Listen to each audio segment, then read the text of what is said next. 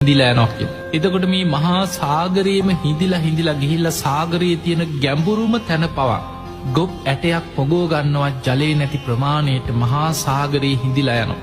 පස්වෙනි සූර්යාගේ ආලෝකෙ වැටෙනකොට බුදුරජාණන් වහන්සේ ආයෙමත් සිහිපත් කරනවා මහණෙනි මේ සියලු සංස්කාරයන් අනිත්‍යයි.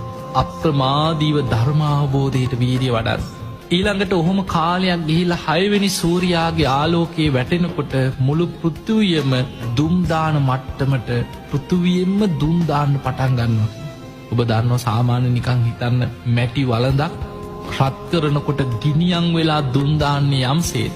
ඒ වගේම මේ පෘථුවියේම උෂ්ණත්වය වැඩි වෙලා මුළු පොළොවම දුම්දාන මට්ටමට පත් වෙනවා කියලා. බුදුරජාණන් වහන්සේ ආයෙමත් සිහිපත් කරනවා මහණෙනි සියලු සංස්කාරයන් අනිත්‍යයි.